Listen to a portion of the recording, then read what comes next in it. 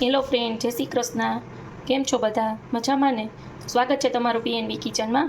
આજે અત્યારે આપણે દૂધીના જાંબુ બનાવવાના છીએ. ફ્રેન્ડ્સ, હલવો તો બધા બનાવતા હોય, પણ આપણે એનું કંઈક નવું વર્ઝન કરીએ છીએ. આજે આપણે દૂધીના જાંબુ બનાવવાના છીએ. તો હવે એને છાલ ઉતારી અને ઝીણું ખમણ કરી અને એક વિસલ લેવડાવવાની છે. આપણે પહેલાં એની છાલ ઉતારી લઈએ.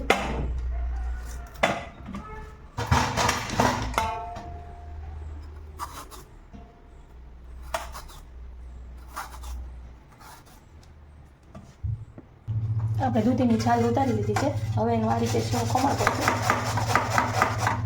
આ રીતે આપણે આ જ રીતે બધી દૂધીનું ખમણ કરી લઈએ. અને એનો અંદરનો જે વ્હાઈટ ભાગ છે એ નથી એડ કરવાનો, ગ્રીન ભાગ છે એ જ એડ કરવાનો છે.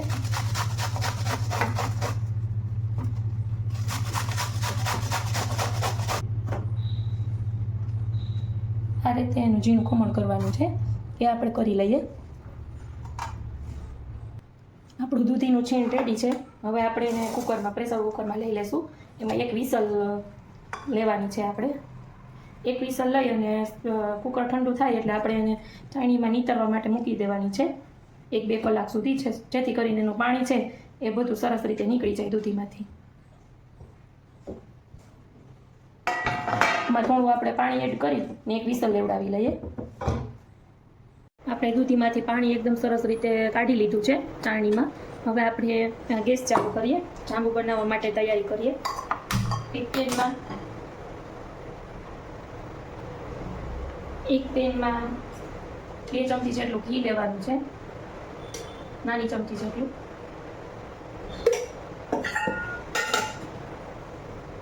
ઘી ગરમ થાય એટલે દૂધીનું ખમણ એડ કરશું. ઘી મેલ્ટ થઈ ગયું છે. આપણે આ દૂધીનું ખમણ એડ કરીએ. આપણે દૂધીના ખમણને થોડી વાર હલાવીએ. ઘીમાં શેકવાનું છે તેને. આપણે બાફેલું છે એટલે બહુ શેકવું નહીં પડે. એક ટાઈમમાં આપણો જાંબુ રેડી થઈ જશે.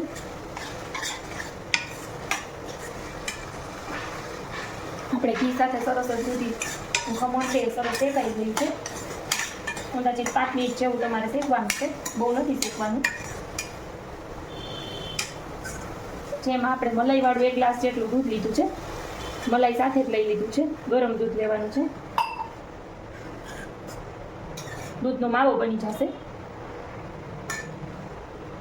હવે આપણે આ દૂધ છે એ એકદમ દૂધી એબ્ઝોર્બ કરી લેશે અને આનો માવો બની જાય ત્યાં સુધી આપણે આને ચલાવવાનું છે. ગેસની ફ્લેમ સ્લો રાખશું.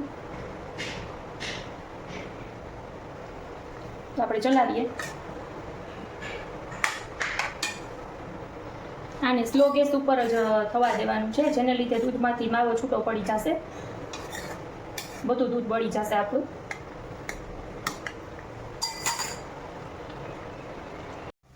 જોઈ શકો છો તમે, આપણું દૂધ એકદમ સરસ બળી ગયું છે. હવે આપણે આમાં 6 ચમચી જેટલો દળેલી ખાંડ નાખશું.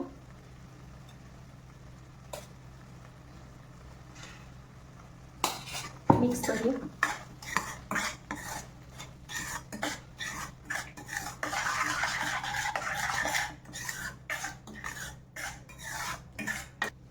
આપણે આ ખાંડનું પાણી પડે ને ત્યાં સુધી આમને ચડવા દેવાની છે દૂધીને. અંદાજે 5-7 મિનિટમાં એ ચડી જશે. વચ્ચે વચ્ચે આપણે ચમચો ફેરવતું રહેવાનું છે, મિક્સ કરતું રહેવાનું છે.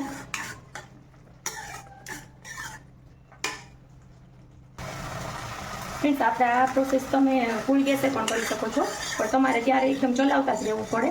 અને ઓલું ગેસ લો હોય તો આપણે કાંઈ ટેન્શન ના રહે, એમ બળે નહીં, નીચે બેસી ના જાય. જોઈ શકો છો, જો ખાંડનું પાણી પણ બળવા આવ્યું છે. હવે આપણે ખાંડ પણ સરસ એક પકડી ગઈ છે. પાણી બળી ગયું છે ખાંડનું પણ, એકદમ ડ્રાય થઈ ગયું છે. હવે આપણે આની અંદર કાજુ બદામનો ભૂકો એડ કરશું. અને મેં આમાં ભૂકો કરતી હતી ત્યારે 1 નંગ એલચી આમાં એડ કરી દીધી હતી સાથે. 1 બાઉલ જેટલું ટોપરાનું ઝીણું ખમણ છે એ એડ કરશું. મિક્સ કરીએ બરાબર. આપણે થઈ ગયું છે જાંબુ માટેનું સ્ટફિંગ રેડી છે જાંબુ માટેનું. હવે આપણે આને ઠંડુ થવા દેવાનું છે 2 કલાક માટે. આપણે આને અડધી કલાક માટે ઠંડુ થવા દેવાનું છે, જેથી પછી આપણે એના જાંબુ બનાવી શકીએ. હવે આપણો આ માવો ઠંડો થઈ ગયો છે અને એના આપણે જાંબુ બનાવીએ. આ રીતે મીડિયમ સાઇઝના બનાવવાના છે.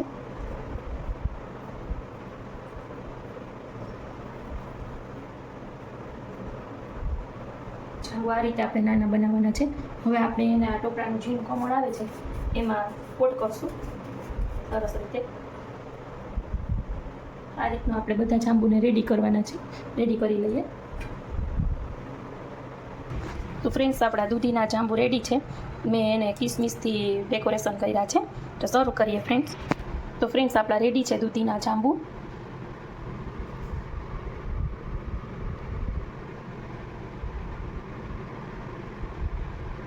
ચાલો ફ્રેન્ડ્સ, જય શ્રી કૃષ્ણ. મળીએ નવી રેસીપી સાથે. જો તમને મારી રેસીપી પસંદ આવી હોય તો ચેનલને લાઈક કરો, શેર કરો એન્ડ સબસ્ક્રાઈબ કરો.